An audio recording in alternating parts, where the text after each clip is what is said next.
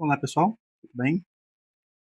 Eu sou o Joab Viana, desenvolvi o sistema Solo 6 para um jogo um pouquinho complexo de preferência, no caso chamado de Cthulhu, mas eu fiz uma adaptação para que eu pudesse jogar de modo solo. Teve uma aventura que eu fiz, uma aventura teste, e eu vou passar para vocês o resumo do primeiro episódio. Vamos lá? Um, eu fiz para os personagens que forem surgindo essa pequena ficha. Conforme for tendo necessidade, eu vou colocando nomes. Geralmente eu coloco o nome primeiro e depois eu vou colocando atributos de acordo com a relevância do personagem. Esta é a Teresa Sargent. A Teresa é uma socialite muito envolvida com o ocultismo no sentido mais interesse, né? Mais uma voyeur. Ela herdou uma pequena fortuna do pai e de lá para cá, os seus auge dos seus 26, 27 anos, ela tem desfrutado dessa riqueza, indo para festas, aproveitando os loucos anos 20 e participando de encontros religiosos da linha kardecista, né? Espírita kardecistas, daquelas do tipo de mesa e criptografia, né? Que se fala. Enfim, a Teresa, ela tem um senhor que trabalha para ela já há alguns meses. E em uma conversa corriqueira, ela descobriu que ele, essa Teresa, né, esse aqui é o dela que eu vou deixar aqui de lado, ela descobriu que o seu jardineiro, conhecido como o Sr. Void, ele é um entusiasta, quase que um fanático, por essa questão dessa religião. Essas cartas aqui são cartas que eu uso para poder incrementar a história, por aí vai. Ele é um devoto total das ideias kardecistas. E um dos momentos da vida dele que ele, de uma desses encontros, foi revelado que ele, na verdade, era uma reencarnação de um parente da própria Teresa Sargent. Entre outras palavras, ele é um parente dela, mas restrito ao meio espiritual, por assim dizer, não físico. Em um desses encontros, eles conheceram Célia. Célia é uma enfermeira que trabalha quase exclusivamente em um manicômio e busca, não sei se está muito brilho aqui, né? E busca ingressar na medicina, mas devido a dificuldades financeiras, ela está tentando bolsas de estudos integrais ou parciais. O brinco é complicado. Integrais ou parciais. E um dos estudos que ela pretende mostrar para uma dessas universidades que talvez possa aceitá-la é sobre fenômenos psíquicos acontecidos principalmente em mesas kardecistas, espíritos, em que ela meio que tenta provar que isso, na verdade, são frutos de, de da concepção humana mesmo, né? São, na verdade, percepções humanas que acabam criando essas ilusões espirituais. Os três criaram uma espécie de amizade momentânea, sendo que o encontro onde eles se conheceram foram na casa do senhor Bennett. O Sr. Bennett, ele é um guarda já antigo do manicômio onde a Célia trabalha há alguns meses, ele já tem alguns anos. E tanto ele, o Sr. Bennett, quanto o Sr. Boyd, eles são muito devotos à fé espírita. Foi aí que em um desses encontros, o Sr. Bennett decidiu revelar algo ah, insólito que aconteceu em uma dos serviços esporádicos que ele faz. O Sr. Bennet havia sido contratado para uma uma inspeção noturna, uma guarda noturna simples, sem problema nenhum, de um porto, para preservar a estrutura, alertar para algum tipo de tentativa de assalto ou coisas do tipo. Vou tentar subir um pouquinho aqui para evitar esse brilho que a luz está bem em cima. Só que o Sr. Bennet revela que nesse lugar, o brilho não sai dele não, ele acabou por ter tido um- uma visão muito peculiar. Segundo o relato do Sr. Bennet, às 3 da manhã, aproximadamente, ele diz categoricamente, sem pestanejar, que ele viu uma figura gigantesca, tão negra, mais até que a própria noite, e que ela, passando no horizonte, eclipsou as estrelas. Tudo ficou desesperadamente escuro e tenebroso. Sr. Bennet, para que pudesse trazer uma forma física do ocorrido, revela para os seus amigos, por assim dizer, colegas de fé, irmãos na fé, de que o relógio que ele possuía parou exatamente às 3:03 da madrugada daquela noite. E que o relógio, ele tecnicamente ainda funciona, mas os ponteiros sempre voltam 3:03.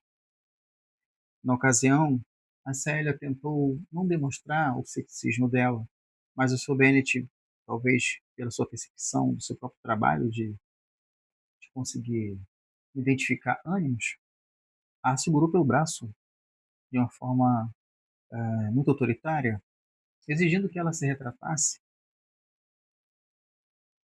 Célia, calmamente, conseguiu manter a sua compostura e não, não arredou da sua ideia, mas também evitou qualquer comentário que pudesse criar um mal-estar entre o grupo que estava naquela noite e tinha acabado de passar por uma sessão espírita. No auge da discussão, o Sr. Bennet fez um desafio. Convidou para que ela, Célia, fosse com ele daqui a 6 dias, de novo, ao porto, e às 3 da manhã, para ver se o fenômeno acontecia ou não. Célia não tinha muito interesse em provar nada, não era o interesse dela no estudo. Mas Teresa, ouvindo a conversa, se interessou e se prontificou a ajustar tudo que for necessário para que pudesse haver esse encontro nesse horário. Ela usaria os seus mecanismos financeiros de contato para que pudesse levar a própria Célia até o encontro da guarita, aparentemente, onde o guarda estaria daqui a 6 dias, na noite, à noite, né, daqui a 6 dias, no porto local. O Sr. Boyd estava no meio dessa conversa, ele meio que intermediou com o Sr. Bennet, que são amigos mais íntimos do que os outros aqui, em comparação, e ele meio que deixou claro que não teria problema dele acompanhar a Teresa, uma vez que ele a conhece, ele que tem levado ela para essas mesas locais, e que se a senhorita Cecília quisesse, eles poderiam se encontrar para esse local. Isso foi o final do primeiro capítulo. Agora, iremos para o segundo episódio, por assim dizer. Como ficou revelado que o relógio parou a 3:03, eu criei o título Ele Vem às 3:03 da madrugada. Bem, agora eu vou fazer um jogo na qual eu acho interessante e que simula bem a ideia do que seria o RPG solo. Ahn, Vamos considerar um, dois, três, quatro, cinco, seis. Quem vai tomar um pouco da iniciativa, considerando que já estamos a algumas horas para meia-noite? Bem, Teresa passou as semanas inquieta, chegou a fazer algumas consultas com a cartomante local, amiga e confidente dela também. Essa cartomante, ela achou interessante, depois de uma sessão, o que a Margarete disse para ela sobre esse encontro no cais. O interesse dessa cartomante foi médio, nenhum, foi só um interesse corriqueiro e já mudou de assunto. Foi médio ou foi um interesse muito alto, levando em consideração 1, 2, 3, 4, 5, 6. Não, basicamente ela não interessou por nada. Ela achou interessante como qualquer outro assunto, recebeu o dinheiro e foi. Teresa tentou tirar da mente daquele dia qualquer coisa que criasse nela mais inquietação, euforia. Ela sabia que a noite seria uma sexta-feira e que sexta-feira ela costumava fazer os banhos de lua, que são banhos terapêuticos. Nada com relação à saúde, que até então ela sabia que não tinha nenhum problema, mas para simplesmente manter a sua juventude o máximo de tempo possível.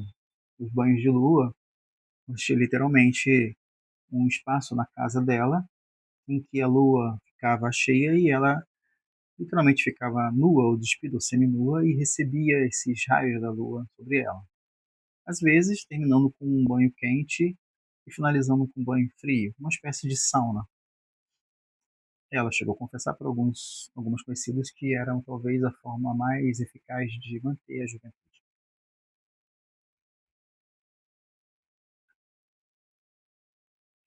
Ela, conforme horas passam, conseguiu se controlar? Sim ou não? Sim, ela fez alguns banhos florais. Conforme, como ela é uma diletante, ela tem todo o tempo do mundo para gastar o dinheiro como ela bem entender. E até meia-noite, meia-noite e 1 hora da madrugada, ela vai esperar muito bem pelo senhor Boyd. Já o seu Boyd, seu Boyd está muito inquieto.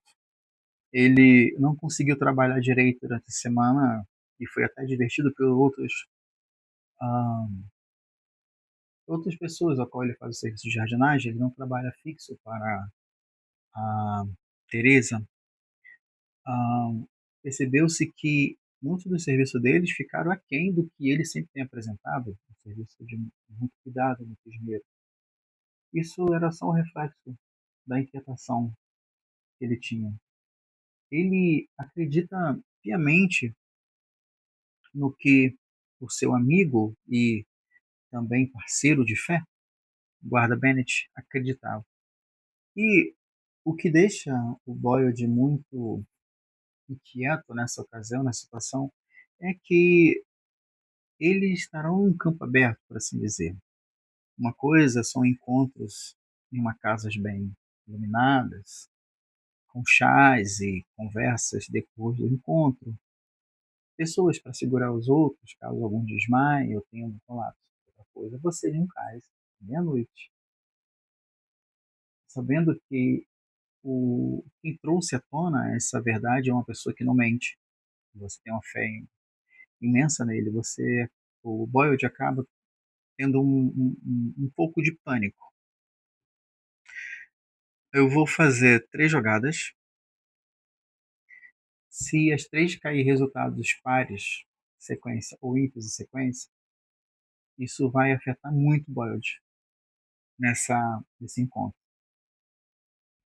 Eu vou considerar primeiro par. Se eu tiver mais 2 sequências de par, eu vou até usar outro dado aqui, ó, dados de cor diferente. Se tiver mais 2 sequências de par, houve algo muito profundo que abalou muito a estrutura psíquica do Boyd. Quase. Ele chegou muito perto.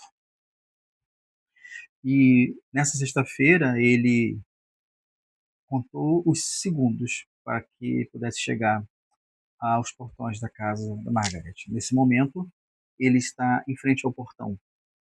E há muito tempo ele acaba voltando a fumar por causa disso. A tensão sobre o que pode acontecer essa noite é algo que ele não consegue controlar. É uma mistura de medo, de pavor e de interesse também no ocultismo, como ele sempre teve. Vamos a ver a Célia. Já a Célia, a Célia ficou muito preocupada também, não tanto com o Boyd, mas mais do que a Teresa. No trabalho dela, ela conseguiu manter a compostura e não afetou. Mas à noite, a cada noite que ela ia para a cama e dormia, ela pensava se todo esse processo valeria a pena.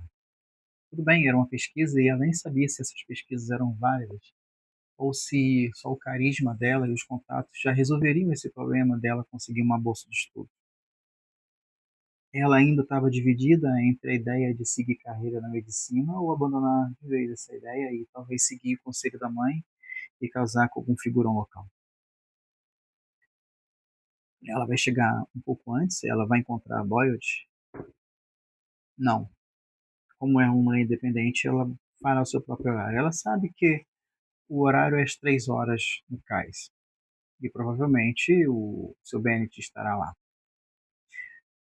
Já o Sr. Bennett provavelmente já está no seu posto. Provavelmente o posto que ele começa às 7 da noite. E, não sei se caiu aí, né? Caiu 6. Ele está suando frio da expectativa do que pode acontecer.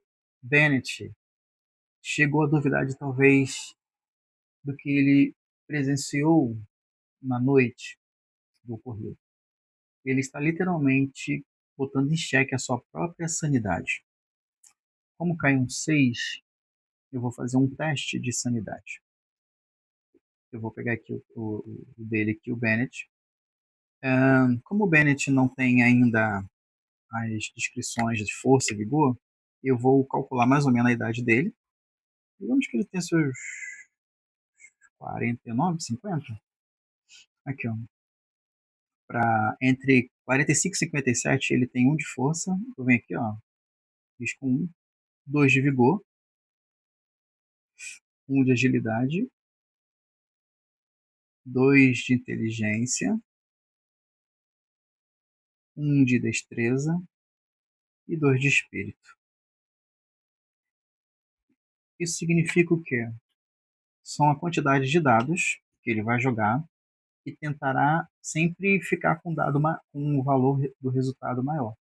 Por exemplo, o teste que eu vou fazer com ele de sanidade, eu vou jogar um dado contra 2 dados dele. Eu não vou somar o dado, eu vou tentar pegar o valor maior de um desses dados e comparar. Se o valor for igual ou superior, ele passa no teste. Vamos lá? Assim, foi tranquilo. Ele lembrou de alguns exercícios espirituais, de orações, e de que, no fundo, todos nós somos um espírito dentro de um corpo, afinal de contas. Ele agarra firmemente o seu relógio e olha mais uma vez para o cálice. No próximo episódio, eles se encontrarão.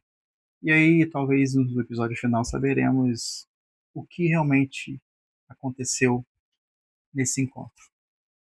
Até lá.